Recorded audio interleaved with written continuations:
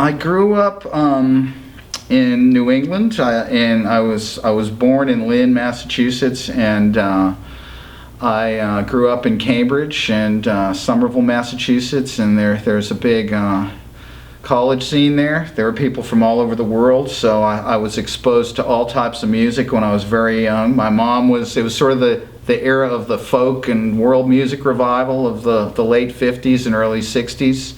My mom loved music, and she worked at MIT and she worked for NASA, and she exposed me to a lot of different forms, I think, in the community at large.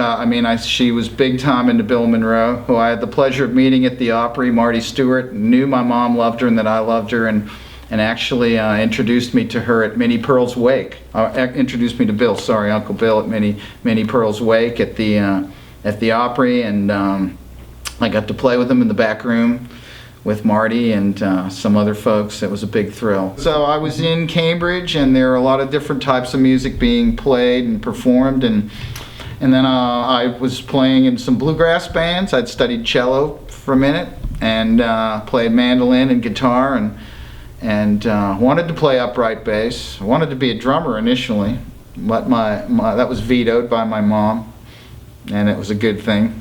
And saw Wilson Pickett when I was 12 years old, and his bassist was playing a Fender like this, actually probably around the same year. This is a 64, which I use in the studio quite a bit.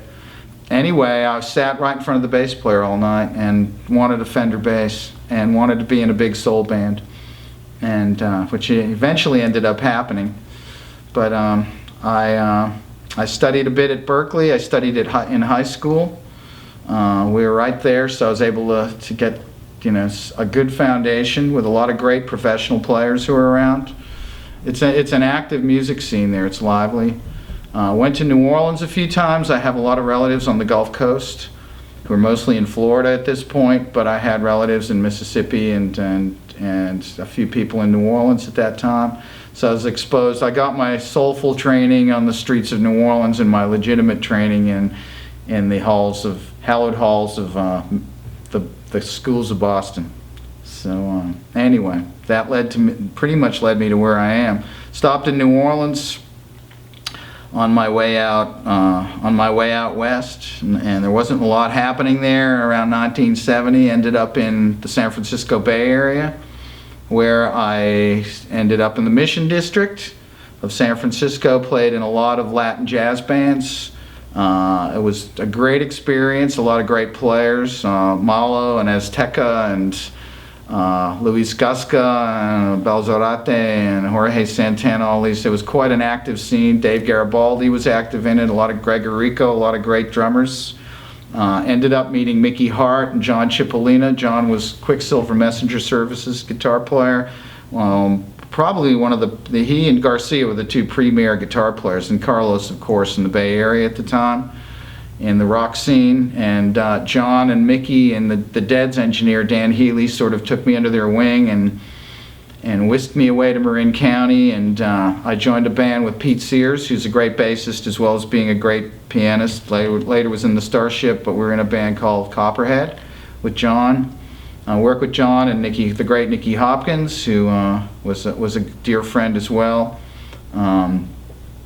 Used to do a lot of sessions. The first sessions I did were pretty much at Mickey's Ranch. I got to work with Copperhead. We signed to, Clive Davis signed us to Sony, and I got to work at Wally Heider's and CBS in San Francisco and Capitol Records in LA, and a lot of great studios. It was a great learning experience, a great way to grow. I think it's really important. Recording's so important because it gives one an awareness of what one is doing. You hear yourself, you play something, you can critique yourself immediately, and it's one of the best ways. And now you can do that at home. Back in the day, you had to get sessions. You had to be in a studio in order to do it. When I was younger, when I was in high school, a friend of mine and I, we used to sync up these old Roberts 2-track tape machines and make tapes in the basement, really primitive stuff. Now, of course, you can do it with Pro Tools, you can do it anywhere. But back in the day, in order to really get that immediate feedback that recording gives you, you basically had to work in a legitimate studio.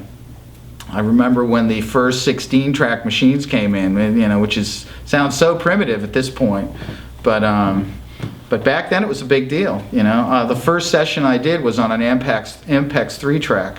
It was a left, right, and center channel, and I watched the industry grow through 4-track and 8-track and 16-track, 32-track and 48-track, and then become digital. Things have changed a lot over the years.